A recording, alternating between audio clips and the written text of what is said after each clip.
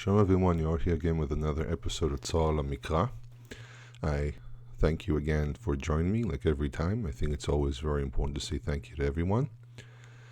And this week we are continuing the description of some of the sacrifices. Obviously last week I tried to cover as much as I can. I might touch again on a few details from last week's parasha. This week's parasha is parasha Tsav. Tsav really comes from the root Tsava, which is to command, which is the same root as the word mitzvah. And basically Moshe has been told to command Aaron and his sons over certain details of the sacrifices. Now, I find this very intriguing because this actually goes directly only to the Kohanim, while in the previous parasha, because there are details that deals directly with what the owner can do, as we've pointed out, that the owner puts his hand over the sacrifice, that the owner can probably slaughter and even take the animal apart. Here, this already deals with things which are directly connected to the Kohanim themselves, and the owner is never really involved. The few things that I do want to touch on from last week, just continuing some of the points made there, is first of all this detail that we have in chapter 5, because I went through some details here on the previous sacrifices. I actually skipped over sacrifices which were brought for public sin, and there are a few, because we're already going over the time, because I had to speak about a few other details. But one of the things that really I find very interesting, and I think people kind of miss out on this one, is the concept of responsibility, but also the allowance of mistake. So we actually have 3 sacrifices in last week's parasha that deal with certain individuals that, two individuals and a populace, that if they make a mistake, there actually is a way to repent over it. And I think that one of the problems religious people have, and I'm using the word religious very broadly, is that religious people try to find find the best way of doing everything, try to prevent any form of mistake. And really, when I make a mistake, I learn from my mistake. This is something I developed throughout the years. I try not to repeat the same mistake twice. Let's emphasize that. For example, when I was working in restaurants, for those who don't know, I'm also a trained chef, and I went to culinary school. And, I worked in restaurants, and in restaurants, there's a high possibility of making a mistake. Why? Because it's a lot of pressure. You have to make instantaneous decisions. If something goes wrong here, how do I fix it without having to throw out the dish? How do I, if a plate comes back, to analyze what went wrong with the plate, and things of that nature. And, making decisions if you have 8, 9, 10 things on a burner, to make sure your mind is set on everything. And believe me, I've burnt things, and I had to redo. And, I always tell my boss, if I ever make serious mistakes, you can take it off my check. And my boss never actually did that. Very nice people, but you make mistakes, and I did cause some damage, and you learn from these mistakes. But the thing is that what's very important to realize is that the Torah is very, very human, in the sense that if you make a mistake, there's always a way of repenting. There's always a way of fixing it. And even sometimes people that you don't expect them to make mistakes, people who are on a higher level, a higher scale than most of us, and in this case specifically, the high priest, the Kohen Gadol, or HaKohen Gadol, depends which period of language you're dealing with, or even a Nasi, which is kind of a quasi-equivalent of a king. They can make mistakes, and they have to repent for these mistakes. And for example, one of the dilemmas that came up, and this is something I'm actually writing a paper about, is leaders making mistakes. Specifically, the issue I'm dealing with is, and it's ironic, but it's the calendar. And what happens if the Kohen Gadol, if we're talking about the temple period, makes a mistake about the calendar, and everyone goes out and celebrates feasts at the wrong time, and suddenly, oops, we realize we made a mistake. What do you do with that? Well, first of all, it's a mistake. Nothing was done deliberately. Mistakes are mistakes. And there's always a way around it. So if a high priest makes a mistake, his mistake is a bit more, I would say, high end. So his sacrifice also has to be taken into the temple, which means the moment you take blood into the temple, and this is a rule, the moment you take blood into the temple, if you sprinkle it, if it enters anywhere inside the sanctuary itself, may it be on the altar if we're dealing with Yom Kippurim, or if it's sprinkled in front of the veil, as we have in our case, the first of the sacrifice becomes a sacrifice that has to be completely burnt. The moment you do that, the level of the sacrifice has gone up to such a point that even a Kohen is not allowed to eat it. And but what's very important here is the realization that mistakes are an option. We are human. We make mistakes. That's our reality as a people. And God knows this. Think about Adam and Chava, Adam and Eve. They committed the first sin. And I'm not going to quote original sin. That is a very Christological idea. But they made a mistake. Now, what's interesting is that instead of destroying them, God says, okay, I'm going to send you away from the garden, and you're going to have to live in a completely different world than what you have here. Now, we have no idea how long Adam and Eve actually lived in the garden, but it could have been hundreds of years. Yes, I know the speed up of the storyline makes it look as if they were there for a short time, but in truth, it could be that they were there for hundreds, if not thousands of years. There's actually no way of knowing. But what's very important here is there's some hints in the story itself that indicate that God still cared. The punishment came out of caring. For example, giving them clothing. Sending them away and give them clothing. Sometimes even the sending away is really a gift, because you're now in a state that does not enable you to be in my presence, God would say. Which means punishment is not always necessarily wrathful. It can also sometimes be something that comes out of caring. That there's a certain reality in the universe that does not enable people, human beings, to be in the presence of God, but it doesn't mean that God hates us. And this is the thing. There's a very problematic philosophy about sin that shows up from around the Second Temple. The temple was destroyed. The Jewish people, we're called Jewish because really Jews even today are composed from a lot of different tribes. It's a misconception that Jews are only the tribe of Judah, bits and pieces of Levi and bits and pieces of Binyamin. This is actually completely inaccurate, and there's a lot of information that proves that the Jews of today are clearly composed of all 12 tribes. Obviously, there are other parts of the 12 tribes which are out there somewhere, and some of them are showing up. Some people are waking up to this wanting to keep Torah. It could be that they are descendants. I'm not, for me personally, when the person says they want to be loyal to the Torah and they're removing idolatry and so on, I really don't care if they're from the 10 tribes or not. I accept them. But the thing is that what happened in the Second Temple, which echoes into this very day, is this idea of sin being this ongoing battle that we have.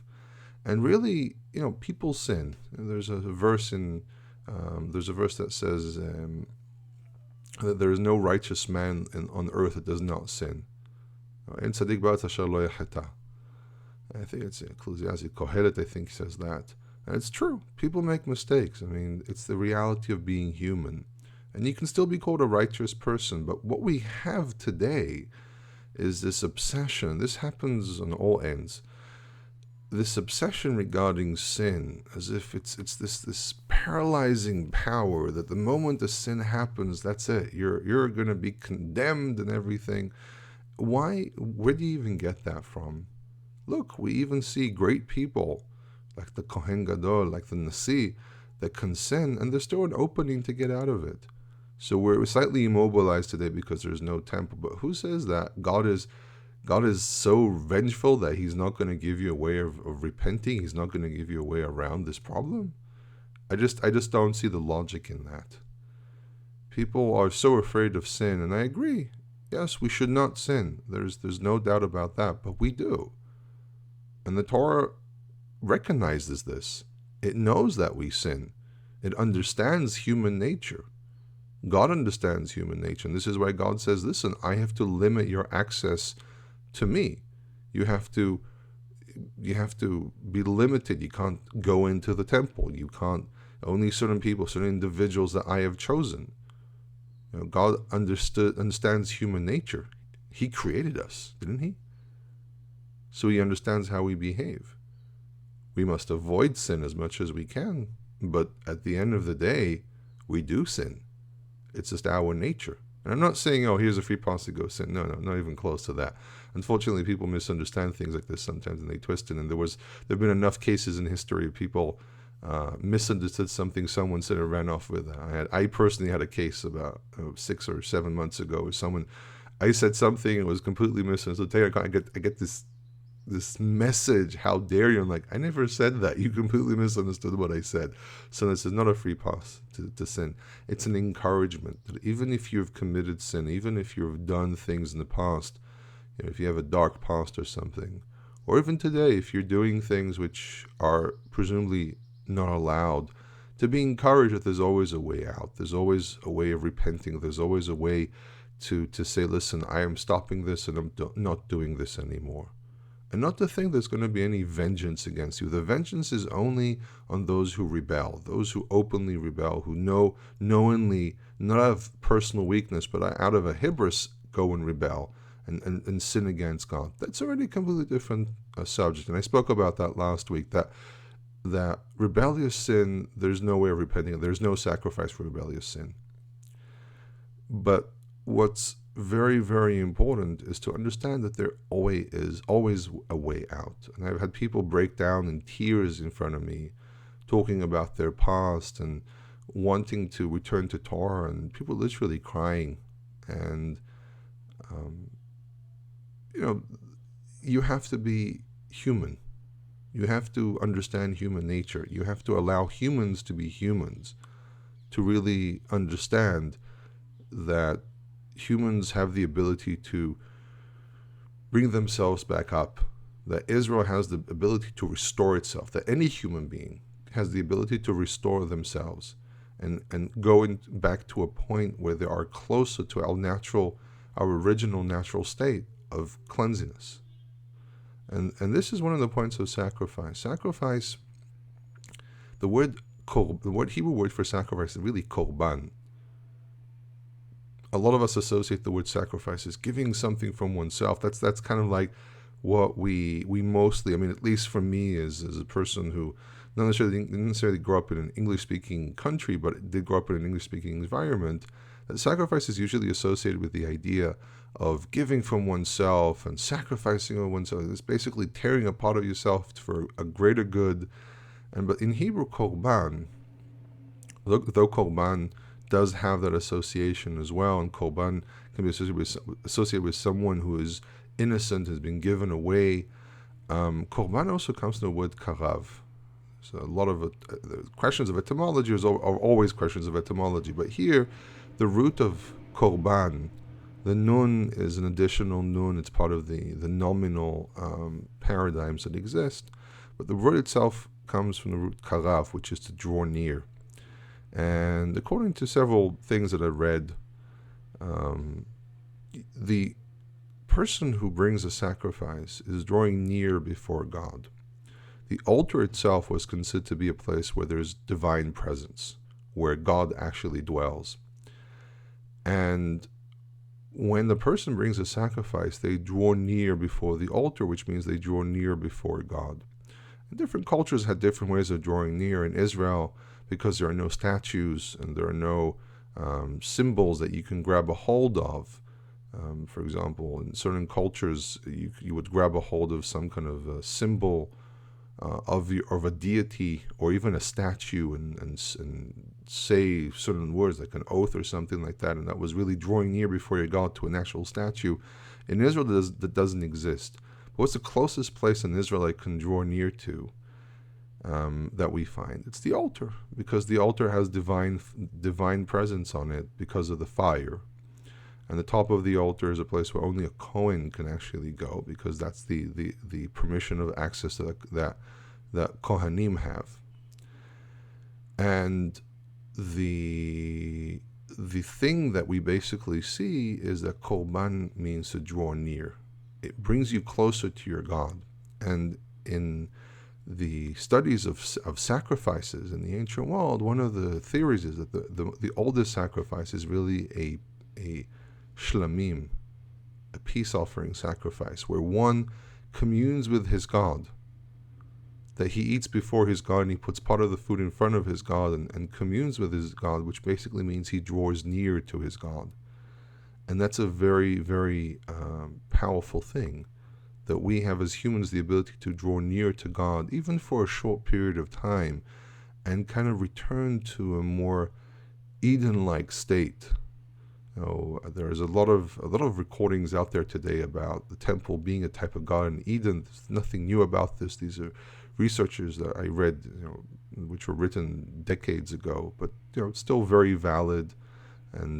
But the point about these studies that talk about the temple being a Garden of Eden, or an imitation of Garden of Eden, really makes that point, that we draw near to God. What was the difference between Adam and Eve, or Adam and Chava, before the sin and after the sin? Being in the presence of God. God would walk around in the garden to the wind of the day, and man was able to speak directly with God with nothing in between. And then suddenly it's no more. But the temple gives you the possibility of drawing near, even for a short period of time, to a certain place where there's kirvat Elohim, the nearness of God. And the whole idea of having a temple is trying to create a connection, create an outlet for mankind to connect directly back to God. And the sacrifices are of the nature of drawing near to God and also removing barriers. The sin offerings are basically barrier removers that weave through our sin, create barriers, and the sacrifice enables us to break through these barriers. In any case, we also have another, I'm going to move now to a different subject. We have this intriguing thing where it talks about bringing sacrifices by a specific price. Now, this always intrigued me. What exactly is going on here? So it says in chapter 5, verse 15, it says, if a person, nefesh kitim ol ma'al, if a person steals, ma'al is a type of thievery that's actually done from something that you're entrusted with. V'hata'a bishgaga, and sinned by bishgaga, which is by mistake. And I talked about this last time as well, that we see the person is deliberately taken something that they're forbidden from touching, something that they're entrusted with, but it's still referred to as shgaga. It's still referred to as something which is done shogeg, by mistake, or I would say through weakness. Mikotche Adonai, from the sanctified items of God, basically the treasures, the temple treasures. Ve'evita shamol Adonai, he will bring his guilt offering. Okay, this is an offering that's here to express the fact that the person feels guilt. Ayil tamim min hatzon, a unblemished ram from the flock. Be'erkecha, by your value, kesef shekalim b'shekel hakodesh la'asham, a silver shekels, the weight of silver, in the holy weight as a guilt offering. So what exactly happens here? How do you work through this? So a person goes and he embezzles, that's the best word for it, embezzles in temple treasures, of whatever the treasure might be. People brought to temples whatever they had. Sometimes people will bring in, piece of cloth that you might use for something, or jewelry, or even just a piece of raw metal that they might have. It could be anything. And the person sees this and steals. And it was out of weakness. They look at it and say, listen, no one's going to miss this, whatever. And the person takes this, and it can be, as we have, for example, with Achan, that he steals pieces of it's called a tongue of gold, basically a piece of gold, and the certain garment that someone had in their camp. And in his case, this was a person that did this at a very, very specific time. This was a time when there was a clear command not to steal anything. There's no bounty. There's nothing. You have to leave everything out there. So this was a little different. The situation there was was actually very different, I would say. What's interesting here is that the process is the person admits to their sin. They're not flogged. They might be condemned a little bit by society, but the fact the person comes forward before the Kohanim and says, listen, I stole. The Kohen says, okay, what did you steal? Now, I think it's quite obvious the person has to give it back. But what happens here as well is that the sin is weighed out, and the person is actually given a value. They have to find a ram under a certain value. And the idea here is something educational. You thought of making money or off of stealing from the temple. Now you're going to have to not only give back what you took and add a fifth to it. Now the fifth is basically 20% of the value of the item. I've had this question brought before me in the past. Can I take can I add? Is it 25% or something like that? Do I take the value of what was taken plus the value of what you give back, and then on top of that give the fifth? No, it's the item itself and then the fifth of the value of the item. Basically, you give it back 120%. But what's very intriguing here is the educational element of you have to also bring a sacrifice based on the value, and then that sacrifice is put on the altar and you get nothing off of the sacrifice. There's something very educational about it, that the person is shown the value of things. You thought of reducing from the gifts that God received. Now you have to take away from your own pocket, but not just any ram. You have to bring a certain value of a ram. So there's a question: what do you do if you don't come find a ram by that price? Maybe they give him time. Maybe he brings the closest that he can, and then the rest of the money he has to give to the temple. Practical side of it is always something that has to be dealt with when you actually reach it. So there's a few things I wanted to point out about sin, sacrifice, and a small thing about the last week's parasha as well. But we have this whole section here, always giving back a fifth. For anytime the general rule is that, at least in my opinion, is that if a person, for example, has an item at home that they've dedicated for something, if there's some money they dedicated for something to do with a commandment of God or something they're supposed to give to a sanctuary, whatever it might be, or for example, in our world, if a person, we for example remove what's known as challah, which by the way, the word challah appears here a couple of times, but the term challah means a piece of dough. When we make bread, under certain criteria, we remove a small piece out of it, and it's usually burnt because it's considered to be holy, and it's supposed to be given to a kohen, but it's also done in an impure state, and therefore no one can eat it, so we burn it. It's like a funny limbo. It's sanctified, but it's actually unclean.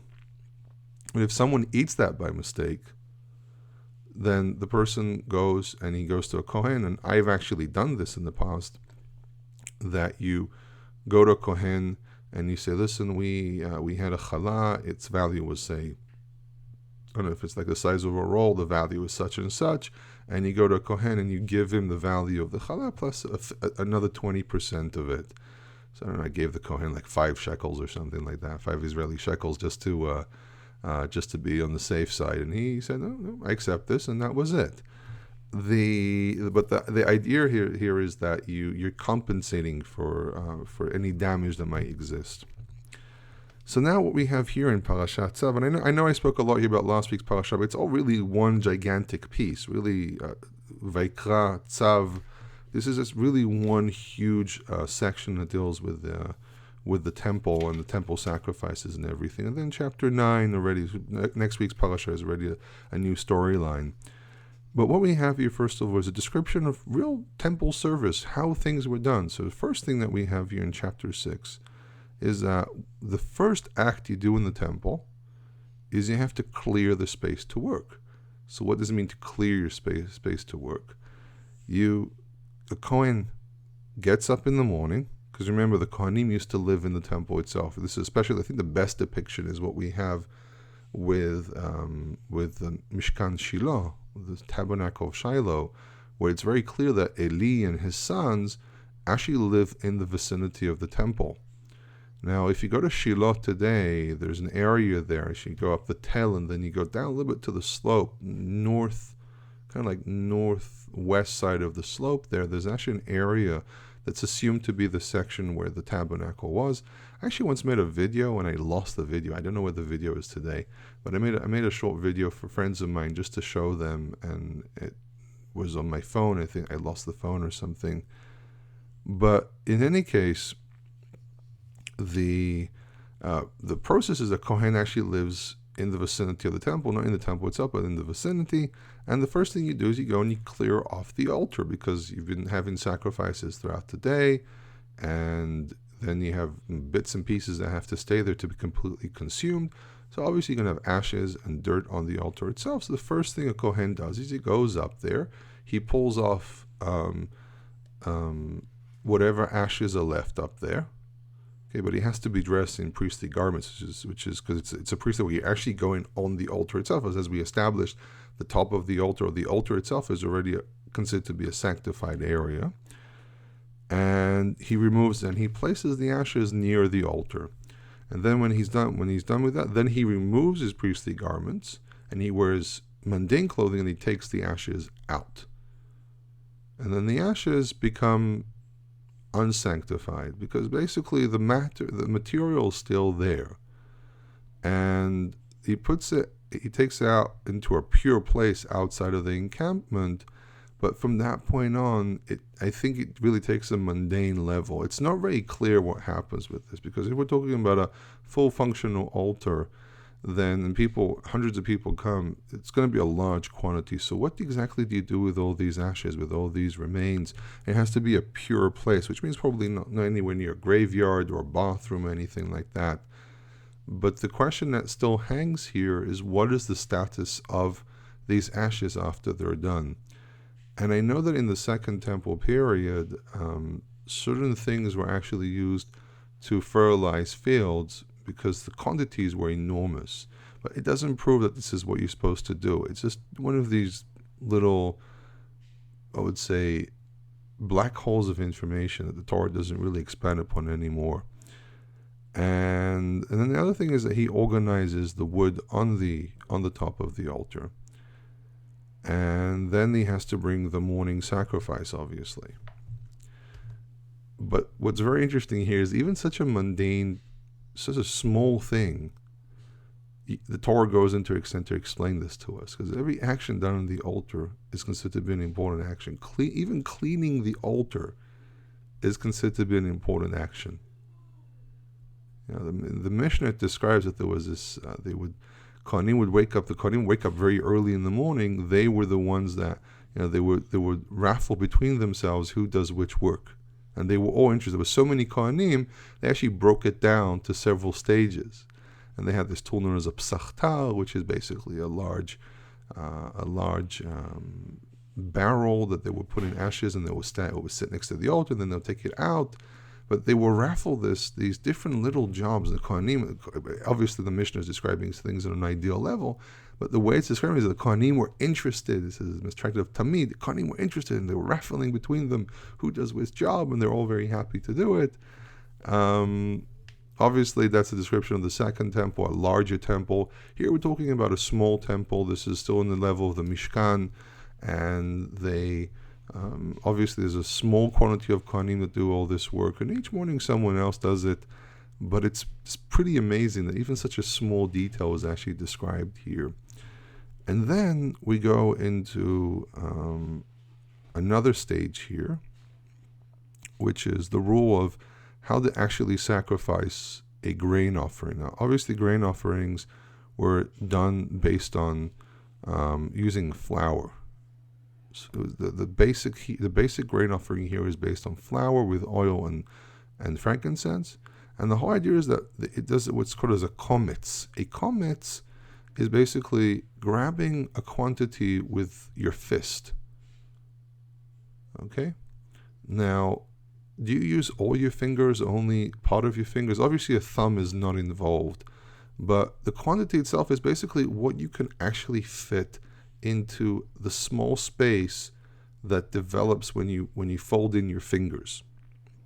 That's referred to as the azkara, the mentioning, which really means the pinching. So a kometz is really a pinch, but it's not pinch that you do with your thumb and your index finger or anything like that. It's more of a quantity that you take with your entire hand. Why is it referred to as a kometz? Because it's done with, I think the name is that the finger just before your pinky is known as the kmitza. So if you close that finger, the rest of the fingers follow, but your pinky can stick out. So some even describe it as being just the three fingers, the three middle fingers, including the thumb and the pinky, and that's really what you pull out. But the idea is that you take a small quantity with the oil and the fragrances, and that's what burns on the altar, and the rest of it is given to the Kohanim, because really eating in the ancient world was very grain-based, and the Kohanim wouldn't only eat meat, they had to have their carbs, and that's one of the sources. Now, it was also offered as matzot. Now, the word matzot here is really used in the sense of no leaven whatsoever. Whatever they do with it afterwards, depending on the type of sacrifice, if it's done in a frying pan or a skillet or in a bowl or whatever it might be, it always has to be in a state that's known as matzah, which is basically unleavened. And the text really does give us a detailed description here of another type of offering that shows up here, which is one done in a skillet.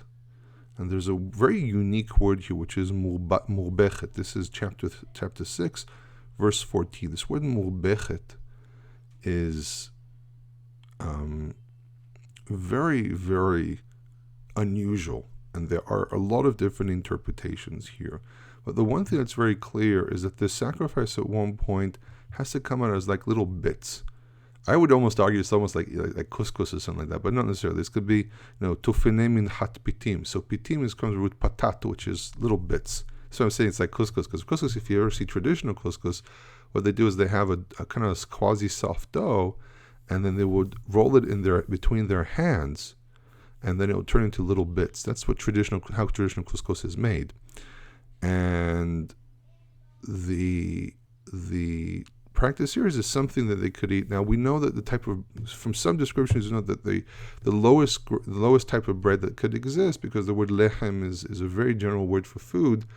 The lowest type of lechem you can have is a type of gruel. The theories are that the first breads in the world were not really bread as we know them today. They were really just like very soft, doughy gruel that you could eat. You really ate with your fingers, but it wasn't like bread that you open up. It's like all the rising of the bread, and you open up and you tear it apart, like many of us enjoy doing as a former baker as well. So yes, I did work as a baker, not just as a chef, but also as a baker. Pulling out a fresh batch of bread and then letting it cool down for a few minutes and tearing it apart, eating it for breakfast. Everyone knows it's a fun thing. I mean, even those who avoid gluten and everything. But in any case, enough with the food and the details of what people eat for breakfast. The idea here is the word murbechet is very unusual, because as far as I know, it appears only one time in the entire Tanakh. And I've tried to find the etymology of this word, but it's not clear.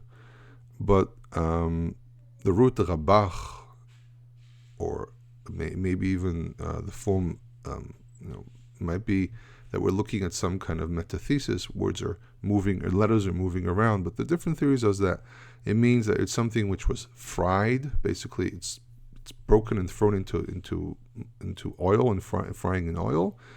It might mean the word soft, or it might mean something that's done quickly. It might be even all three. It's not clear at all, but this is a very, very unusual thing. And this grain offering is done by the Kohen HaMashiach. This is there's a bit of a debate if this is something a Kohen will do every day, Was there a grain offering offered every single day? Or was this what we can call a dedicating sacrifice? The Kohen, the first sacrifice that he does is the simplest one that can exist, which is a grain offering. And the high priest, when he turns into the high priest, when he takes the position of the person before him, if it's his actual father, or if there's no possibility like that, then the next person, that he actually does this as a dedication ceremony. The Mishnah describes it as something that was done every single day, and I think it's referred to as Minchat Kohen Gadol.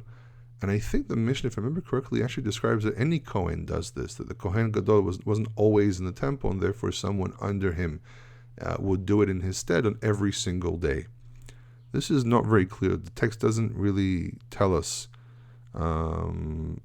Actually, let's be very precise here. Actually, I'm looking at the text now more in detail, and actually says in verse 13, Beyom himashechoto, the day when he is dedicated. So this seems to be more fitting to the idea of this is a dedicating sacrifice. And instead of doing something complex and messy with an animal and so on, the first sacrifice a high priest would do is the simplest sacrifice that there is. All he has to do is function as a high priest on the most lowest level that can exist, and now he's the high priest. And we can see that action is very, very important in the temple. Then we have detailed descriptions here regarding the sacrifices themselves. That where do you slaughter the animal? Which actually it says very clearly that you slaughter the chatat and the olah in the same place. Traditionally, they say it's in the north. This is really what the Mishnah says. I remember it should say somewhere.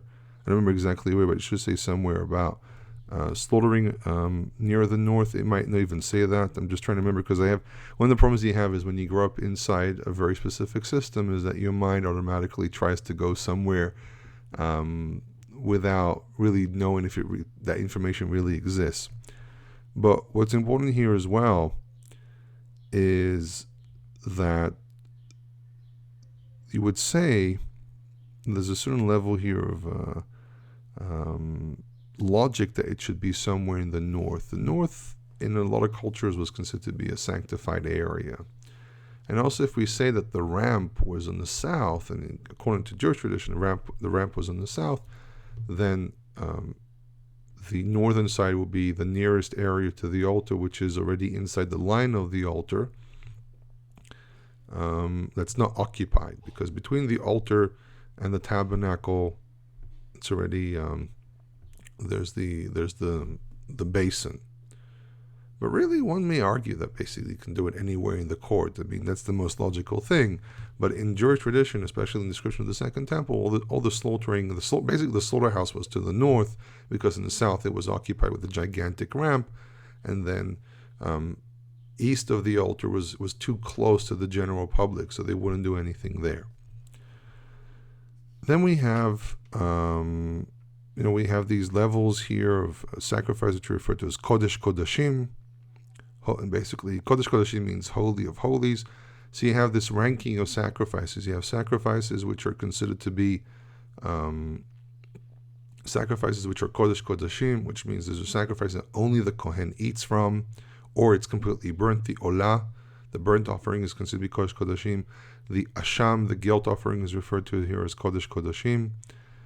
And what we have here are sacrifices that only a Kohen is allowed to do, versus other sacrifices like the Shlamim, which are considered to be, we also have the Chatatia, which is obviously also a type of Kodesh Kodashim. And what we have here is that these are sacrifices only eaten by the Kohen, only dealt with by the Kohen. The owner of the sacrifice has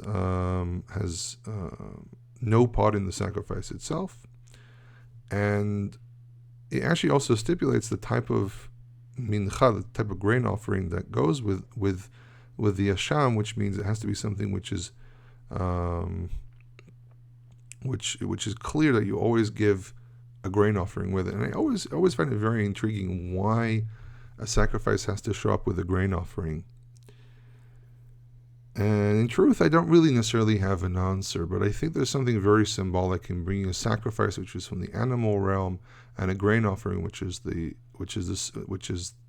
earth, and they both symbolize the covenant of the land. That our presence on the land that God gave us is connected to the idea of us keeping the covenant. And the land is, you don't bring pieces of earth, so you bring what symbolizes the land. So intriguing is that animals are also considered to be part of the blessing of the land. So I think that the entire temple system, the entire mechanism of the temple is directly connected to the land. It is our key, it is our doorway and key to being in the land. And the sacrifices are there to cleanse any barriers and any embellishments that can exist that prevent us from being on the land. And the way we cleanse the land is by things of the land. And that's probably why why they always have to show up also with a grain offering, because it's a very clear, it's not just an animal. You don't just bring an animal as food for the gods. I mean, yes, in the ancient world, sacrifices were considered to be food of the gods. You have the story of the Sumerian story of the flood, and the gods were starving, and when they bring the sacrifices, were all over it like flies, which is kind of funny that they use the term flies, but that's basically what they did. That's how it's described there. And here I think that the idea is not to represent it as food of a god, but really to be something symbolic of our presence of the land, of our covenant, which is directly connected to the land. Being in the land is the blessing, being off the land is the curse. Now we also have here other small details, like for example, the Todah, the Thanksgiving. We have a type of shlamim, which is a Thanksgiving. I was actually asked this week, we are I have a Sunday group that I teach. It's kind of funny. It's not Sunday class. No, I keep on telling myself it's not a Sunday class. But I have a group that I teach on Sundays. I teach the Torah step by step, every chapter, trying to analyze as much as we can. It's a very slow study. And I was asked, we reached 100 lessons, and I was asked, so what kind of sacrifice would we bring? And the sacrifice I'd say was be a Todah, which is a thanksgiving. And the Thanksgiving is very interesting, as it's brought together with chalot matzot, be'olot b'shemen. So these are chalot. The word chalot really comes from the root chalal, which is a space. But the problem is that these are also chalot matzot. So how can you have a chala, which comes from the word chalal or chalul, which indicates the idea of something which has risen, and there are areas with air pockets, but it's also matzot. So my usual interpretation would be that these are probably thick loaves. From the outside, it looks like a challah, which is a thick bread, unlike flatbreads that most of us may know, for example, pita bread or lafa, or as we call it in Jerusalem, they call it eshtano, which are basically large flat breads without a pocket, versus thicker breads, which have no pockets as well, but they also look like a normal roll or a normal loaf of bread that we see today, but these would be a state of matzah. How do you exactly consume such a thing? I have no idea. I remember when we were making bread, and if you don't put any raising, any yeast or something, and you pull it out, it's very difficult to eat such a thing. So I really have no idea how they would eat this, unless they would soak it inside the juices or something and then eat it with that. But here the offering is given as chalot matzot be'olot b'shemen. They're mixed with oil. Now I don't think it means. Actually, maybe be'olot b'shemen actually will be the answer, that you eat this bread, but it has to be dipped in oil, and the oil is used as a way of softening it and being able to make it easier to eat it. That might be it. By the way, that might be it, because then it says v'rekikim matzot meshuchim b'shamin. Rekikim, rakak is really a flat bread. This is already like little crackers. Rakik today is really what we can compare as a cracker, but they're spread with oil. So you brush oil over them. Mashach is to anoint, but here it means you pour some oil, you brush some oil on top of them. And then v'saret murbechet. So we have this word here again. I said it only happens once, but really it's still so it doesn't happen only once, but it really happens here inside this closed system of Leviticus. And sot murbechet halot be'olot bashamin. So again, some kind of action that's done with the solid itself, with the flour, and then it's also in a state of chalot be'olot bashamin. These are also these type of thicker breads which are placed in oil. But then what's very intriguing here is that the Todah, besides these 2 or 3 types of bread, there's also chalot lechem chametz. There are only 2 cases in the entire sacrificial system where you bring leaven. They don't go on the altar, but they show up, and it's here, leavened bread, lechem chametz, and also with the 2 loaves of bread which happen on Shavuot. Now, why leaven here? So I would say this is a meal. And the Todah is you bring to the altar because you're presumably communing with your God. Before God, you bring chalot matzot, you bring a matzah state bread. But for you yourself to consume it, this is supposed to be a human meal as well. And this is like a very, I would say very, if we accept what some scholars say, a very primitive type of sacrifice. And therefore it's supposed to be part of your own meal as well. So you actually eat it with bread that's actually what most people would eat, which is leaven. And what's interesting, it has to be eaten on the same day. So I think it was probably customary to invite people over. That you do. This is not something you do with one individual goes and brings the Korban Todah. You would invite people over to celebrate with you, because the Todah is a thanksgiving. There's a certain element of celebration here, and it makes sense that if you don't have enough people, or you don't have much family, then you also invite friends, and you celebrate together whatever you're thanking upon. But then you also have neder and nedava. Neder is to speak. It's not an oath, really. There's a difference between neder and shvu'ah. Shvu'ah is an oath, and neder is a dedication. You dedicate something, or you make a promise that you will bring something, or you dedicate an animal and you make a promise that you bring this animal as a sacrifice. Or nedava. Nedava is just from your own free will. For some reason, you just decide, oh look, this would be a great animal to bring as a sacrifice, and you never speak words that you take an oath, some kind of an oath that you do such and such because of whatever, because the neder is a structure that's used to you make a promise, and then you solidify your promise with something that's physical, something that's in the real world. Versus and that's basically the idea. So it's an arbitrary promise. You actually say something very clear. Well, nedava is just out of your good spirits. For some reason, you decide to bring a certain sacrifice. Those sacrifices you're supposed to eat over a period of about 2 days. On the 3rd day, you have to burn it because it's referred to as pigul. Pigul is something which has been spoiled, something which is damaged. And anyone who eats it. Anyone who eats it is sinned against God and has to purify themselves and probably also bring a sacrifice. Now, what also happens here in chapter 7, so a very interesting discussion that I had a very long time ago with a relative, is first of all the presence of chapter 7, verse 22 to 27.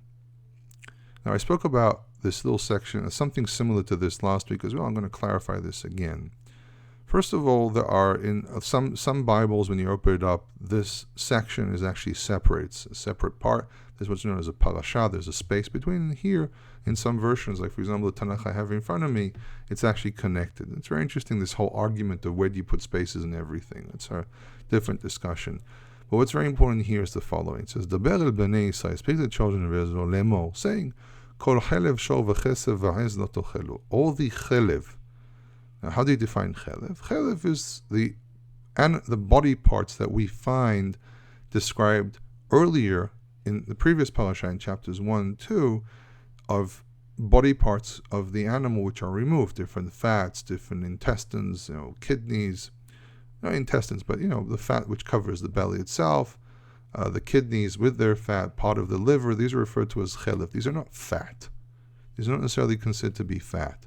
These are all the parts which are to be placed on the altar, and we have kidneys and part of the liver. So it's obviously not just fat. But it says, all the chelev of an ox, a sheep, and a goat you would not eat. Now, these three animals, they actually have, most of these chalavim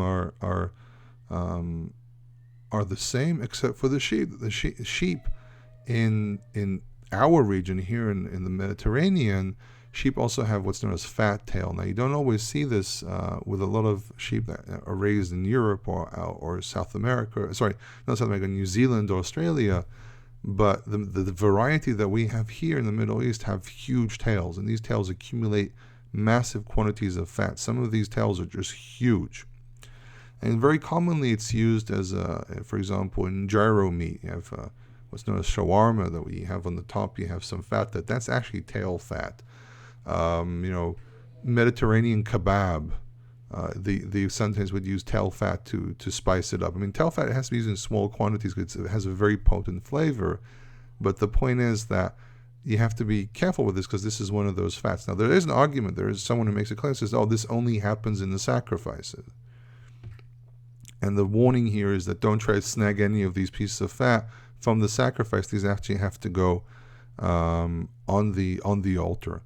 But then I ask a question. There's a question here of association, because then verse 24 says, "V'chelev nevela v'chelev trefa yaseh lechol melechan." The chelev of the dead animal, an animal drops dead, or trefa, which is torn by a wild animal, can be used for any work.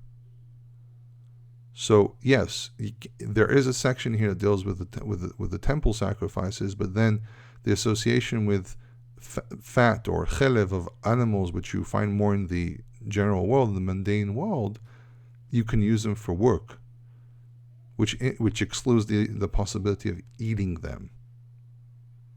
So this is not limited just to sacrifices; it actually pours into our world today. But it says, "Va'achol lo tochlu," and you will surely not eat it. Okay?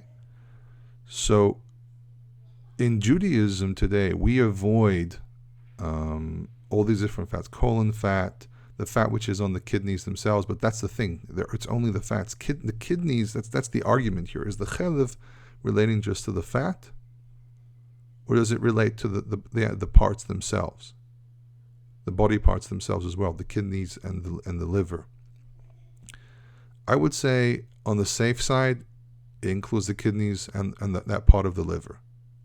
Though I would understand someone who argues, well, if you look at the way it's structured in I think it's like Leviticus 1 or 2, when it describes, it's Leviticus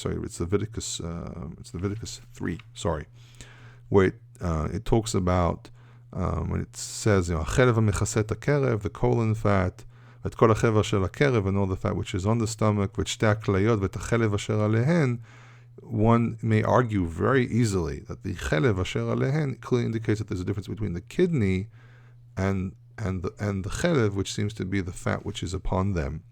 So yes, I would accept an argument that says that kidneys are perfectly fine, but then we also have a problem with the usage of the word chelev as being something which